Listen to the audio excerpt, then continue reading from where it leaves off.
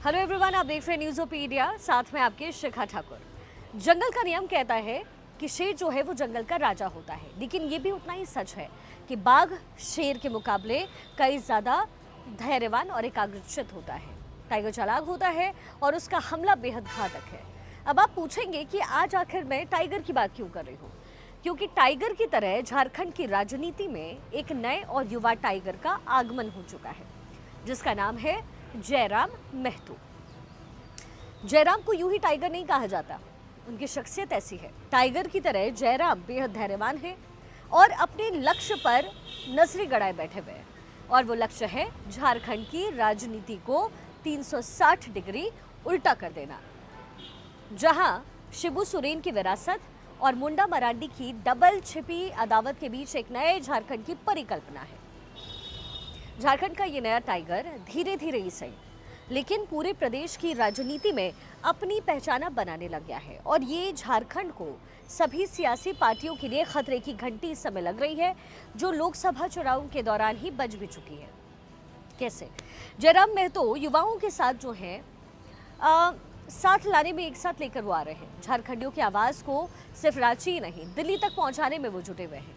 जयराम स्थानीय मुद्दे उठा रहे हैं, युवाओं के रोजगार की बात कर रहे हैं, भाषा और अपने अधिकार की बात कर रहे हैं। जीन्स टी शर्ट पहने ये कुर्मी नेता जो है वो झारखंड के छोटे बड़े गांव कस्बों में अपनी जीप की बोनट पर खड़े होकर के जीप की बोनट पर भाषण देता है, और उसे सुनने के लिए दूर दूर से लोग आ रहे हैं।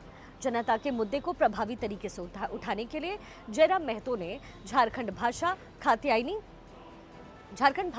खात्यायनी संघर्ष समिति नाम से एक संगठन बनाया है, और अब उनकी जो धमक है वो पूरा झारखंड इस समय सुन रहा है, जिसे नजरअंदाज करना किसी भी पार्टी के लिए मुमकिन नहीं है। तभी तो विधानसभा के संग्राम में उन्हें गेम चेंजर माना जाने लग गया है। अब आगे क्या हो रहा है, और इस बात पर अब मुहर लग गई है चुनावी जो नतीजे लोकसभा के आए उससे। जयराम चुनाव हार करके भी लोकसभा के हीरो बने।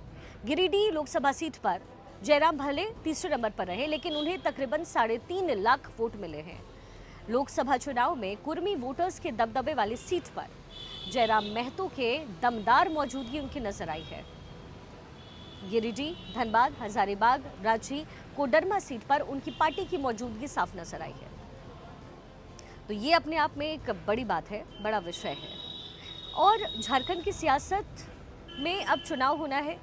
जिस तरीके का समर्थन उन्हें उनकी भाषाओं के दौरान मिला है, उससे यही लगता है कि जयराम अब सिर्फ कुर्मी के नहीं बल्कि झारखंडियों के नेता बन गए हैं।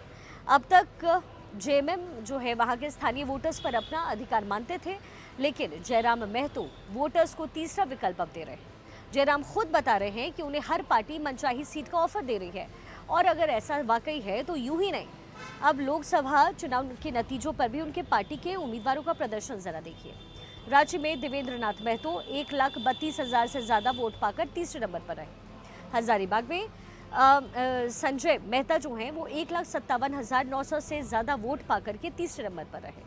तो लोकसभा चुनाव के आंकड़ों में ये जो नंबर है वो आपको उतने ज़्यादा भले ना लगे जितने होने चाहिए, लेकिन इन आंकड़ों को अगर विधानसभा चुनाव की रणभूमि में आप रखेंगे तो कई सीटों पर जयराम महतो और उनकी पार्टी की मौजूदगी को नकारना आसान नहीं होगा। और तभी मैं कह रही हूँ कि चंपई नहीं, अब जयराम बन रहे हैं झारखंड के नए टाइगर।